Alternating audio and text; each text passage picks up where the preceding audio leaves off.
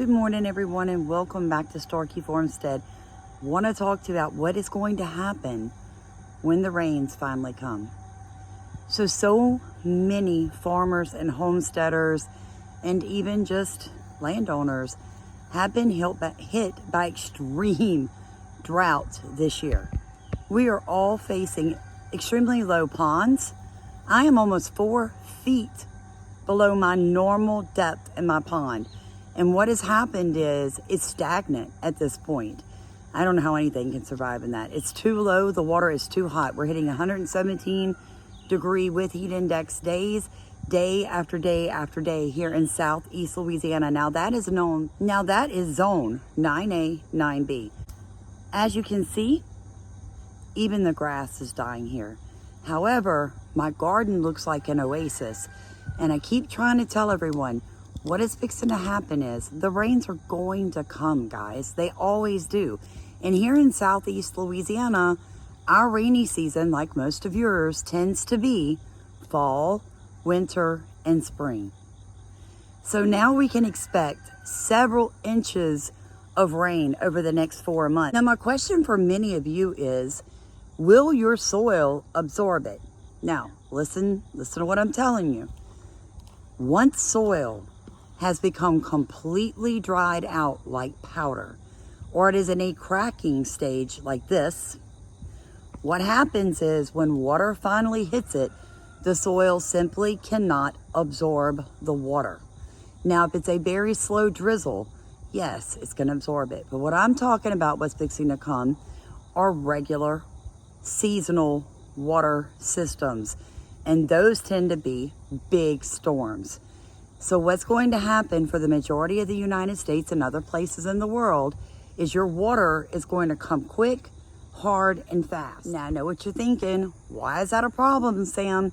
Well, the problem is your soil has become hydrophobic. Causing problems with some people's lawns. There's also soil that's scared of water, sort of.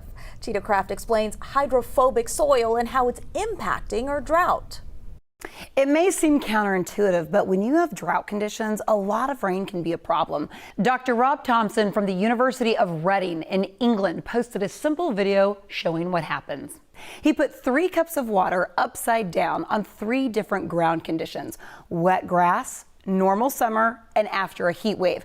The first cup drains quickly, the second a little more slowly, and the third one just sits there. That's because the ground has become what is called hydrophobic. Hydrophobic soil forms when hot air spreads waxy compounds found in the top layer of organic material. Those waxy compounds spread over small soil particles, basically giving them waterproof coats.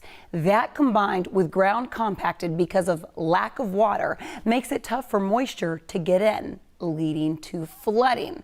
The solution is smaller amounts of water over longer periods of time, dispersing those waterproof coats, giving water a chance to soak in. Afraid of water. And it basically has to do with the fact that there are no more roots in the soil. Okay, so plant roots have a lot to do with water absorption and holding on to the soil. Look at this picture. You see how far down roots go into the soil. This is why we encourage you to do the chop and drop method in your gardens after you're done with that season's garden. Don't take the roots out of the soil because they play a really important part, even if they're just decaying, in keeping things like your fungi and your bacteria alive. And this is why fungi and bacteria are so important. And that's kind of what's happening when your soil dries up and you don't give it any water for a long time. It becomes hydrophobic and it doesn't absorb any water. But there are a few ways you can overcome that. Another factor that might be causing it is there's actually fungal and bacterial life inside of that soil. These actually play a role in retaining moisture. And if you don't water your soil enough, these guys will actually start to die out. That could be why your soil isn't retaining as much moisture as it used to. Because those little fungi and the bacteria, they're not alive in there anymore to hold on to that water. There are a few ways that you can get ahead of all the flooding and muddy soil you're going to be dealing with when the rains finally come. 1, you need to get organic matter on top of your soil. So for the ones of you that till in organic matter, and I'm talking anywhere from worm castings to compost to decaying leaves, you're tilling in a lot of organic matter that once it dries out, it's definitely going to become hydrophobic. So the top layer of your soil is going to end up looking like this. And then what you're going to have is the organic matter under that cracked and dried plate of dead soil on top is going to dry out. Your bacteria and your fungi are going to die, and nothing's going to be there to hold on to the water that's coming from the sky or running across it from overflow of ditches or rivers or streams. So the important thing to do right now is to get some kind of covering on top of your soil. Guys, I can't stress it enough. Organic matter on top of the soil is going to slow it down. As the water comes down, that organic matter is going to protect that bare soil beneath. A little less than 1 cup of water. So this is just plain flour, like tilled soil. Perfect, soft. It's been nice and broken apart. This is going to simulate rain. Okay? Just simulating rain.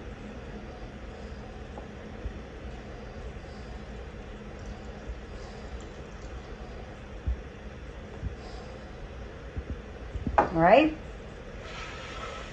here is our no-till soil. Again, and I'm actually going to put more water on this so you can really understand the difference. Here's our no-tilled garden. Here's the simulation of rain. Can you see that, guys? Yep. Now I put more water on the bread than I actually did. So that's your topsoil, guys, when you till. Well, your topsoil, your chemicals, all your stuff that you put in there, you mix your fertilizer, everything is going back into the rivers. Right. Now, also notice something. Dry. Okay? So the water wasn't even able to get down into the flour. It can't get down into your soil when you till. That's why so many people are having to do massive watering. It's not sustainable. Look at the little bit of runoff. You saw how much extra water we put on the untilled soil. The difference here is this would be considered soil aggregates, okay? An untilled soil has little chambers inside that soil that you did not break up, that you did not sod bust, okay? So that those soil aggregates, The dust bows back in the 1930s and everything. Well, here comes a dust bowl. And this is because they tilled. There goes that. Now the second thing you're going to do, guys, is start watering the areas that are dried out and cracked. After you put the organic matter on top of the soil, you're going to need to wet it down a few times so it will slowly trickle through and begin moistening the soil underneath it, counteracting the hydrophobic soil that you've now created. I hope that this video helps you. I hope that you leave here understanding why we no-till heavy mulch a little bit more.